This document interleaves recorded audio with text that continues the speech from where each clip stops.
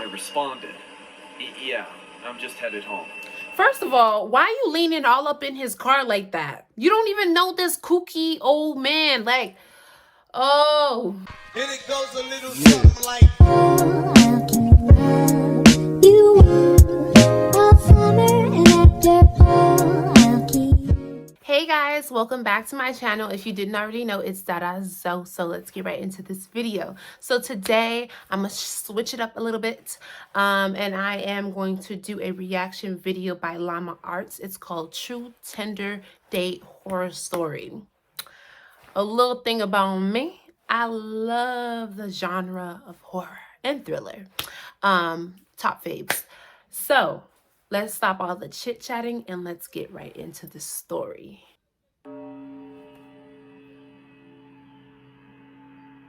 This happened when I was 17 years old. It's been nearly 2 years since my girlfriend broke up with me, and I was very chewed up about it on the inside. I've called her several times, but it always went to voicemail.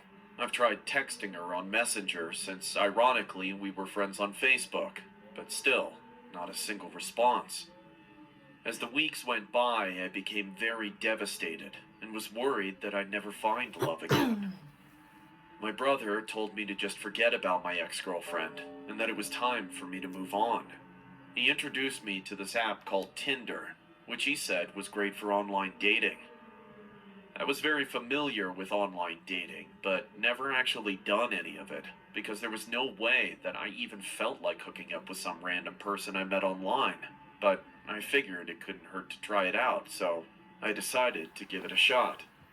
After I finished setting up my account and was done creating my profile, I just started randomly liking a few of the girls that I thought were pretty. I'm not picky, I just wanted to make sure that I found the right girl for me. A few weeks later, I've had already received my first match on Tinder. Her name was Robin. She had blue hair, freckles, and beautiful amethyst purple lips. According to her profile, she had the same interest in the stuff I was into, and was even around the same age as me. Even better, she lived in the same town as me. By the way, I live in Memphis, Tennessee. We started having a friendly group chat on Tinder, which was going well. Her message said, "You may not know me, but we went to the same high school." I replied, "Are you sure?" She said, "Yeah, I was always the quiet one at the back of class. Anyways, I think you're really cute. We should hang out sometime." That's his first red flag. You should have known that that person was up to no good. I was the quiet one at the back of the class. Typical story or hook line to catch somebody's interest. Of course, nobody's gonna remember you. You were quiet, girl. If I don't even remember your name, stop the cap. Stop it. I agreed and asked her to where she wanted to hang out, where to meet her, and what time I should be there. She said we'd hang out at her place and meet her at the park tomorrow night at around 9 p.m. I accepted. I got to the park that night at around 9 p.m. sharp. I didn't call her because I didn't want to sound too desperate. Hold up. So he actually ended up going to the park, guys. That's red flag number one. Why would you agree to go to the park with someone, mind you, you've never met before, and you can't recall from this person so-called being in your classroom in high school, the quiet one in the back? Why would you go to a secluded area when you've never met this person a day in your life? Don't do it, guys. This is why I don't use these Tinders, none of these like dating apps. No judgment to nobody that, do use them or anything like that, but I just like to tread lightly. So Some time passed, and I finally decided to call her to no response. I also tried texting her to no avail as well. Red flag It was number 3 around and 4. 9:30 p.m. There was still no sign of her, and I was beginning to grow impatient. I was starting to think that maybe she wasn't going to show up at all. I sighed and said, I knew this was too good to be true. She's not even here yet. Screw it. I'm going home. I can't believe I came out here this late for nothing. Oh well. So much for online dating. I was about to start my walk home when suddenly I saw a black convertible pull up to my location. The car stopped right in front of me, and the window rolled down, revealing a creepy-looking old man who was probably in his mid-30s. He gazed at me with a weird smile and asked, "You going somewhere, kid?" I responded, "Yeah, I'm just headed home." First of all, why are you leaning all up in his car like that? You don't even know this kooky old man. Like, oh, oh, oh. He asked me why I was out there this late, and told him that I was supposed to meet someone, but it seemed like she wasn't going to show up. He said, "Oh, you must be waiting for my daughter." The man, by the name of Jeff, introduced himself to me as Robin's father, and said that Robin has told him a lot about me. He told me that Robin couldn't meet me at the park because she remembered that was the night she had to go to a slumber party with her friends, and she forgot to cancel. Stop the cap. He told me she wouldn't be home till 11 o'clock, and that's when I knew my night was a bust. He apologized and offered to give me a ride home. No. I knew it was going to take too long for me to walk, so I accepted. It was going to be a long drive, but luckily I knew all the shortcuts to my house. I told him where I lived and how to get there as I got into the car. After a few minutes, I was feeling tired from being out so late, so I closed my eyes for just a few short seconds. You close your and dozed eyes? off. Hell nah. Not long afterward, I awoke. Sorry, I'm sorry. This has to be a lie, because no one is that just comfortable doing this. No. Feeling a little drowsy, I rubbed my eyes and realized that I was still in the car. I asked the man where we were, as this wasn't the usual route to my house.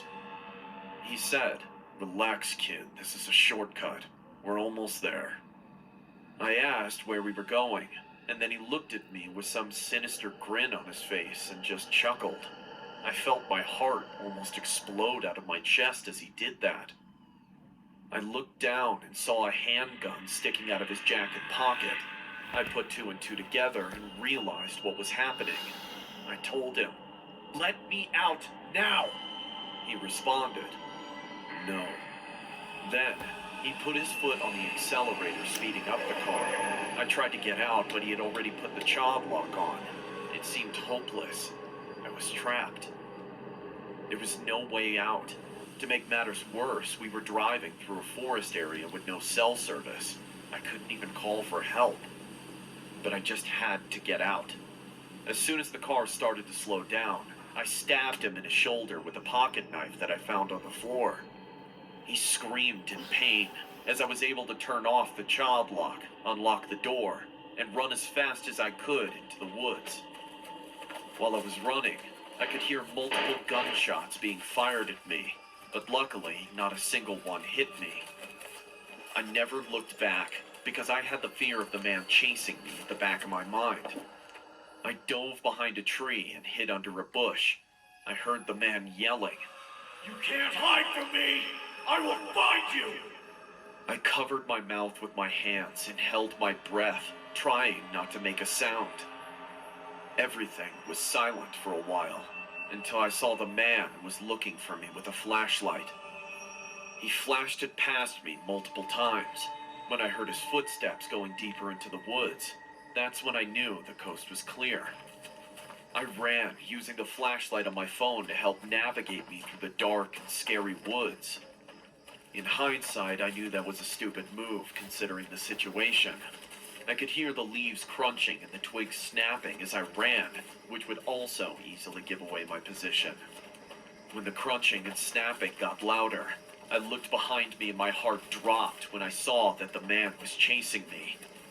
I ran as fast as I could with the man hot on my tail, firing every single last live round he had in his gun.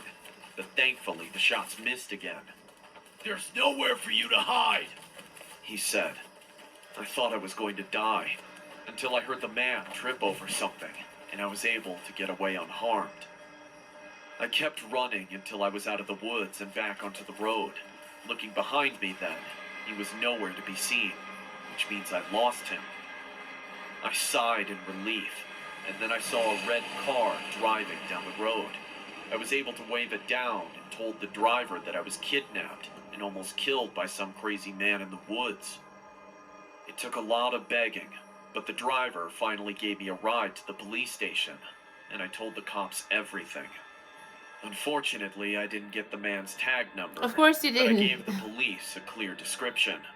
After the police had run a search, they told me that he didn't even have a daughter, and that they've been trying to catch this guy for months. As it turns out, he's wanted in several countries for the kidnappings of multiple teenagers and young men. How I managed to escape him is a miracle. You see, I'm gonna head out right now because there were so many red flags and just alarms that should have gone off in his head. Yeah, I'm gonna give it to him and be like, yeah, he was young, but what the hell? Like, all the red flags were right there. But I'm gonna just give y'all a little bit advice. I know I told y'all I don't even use the apps or anything like that, but if you want to know if someone is who they say they are, you can literally take the image, screenshot, crop it, take the image of that person, drop it on Google Images, and it will pop up. Information, Google search their name, all that stuff. The internet is free, people. Do your research, especially when you're going out to meet these people that you do not even know. Even if it was a friend of a friend of a friend and they vouch for them, I'm still doing research on you to see if you say who you are, if it's true, if everything lines up. Because I don't know you. I don't care if you're a friend of a friend of a friend. I don't care if you were somebody's cousin. I'm doing research on you. That's just the reality.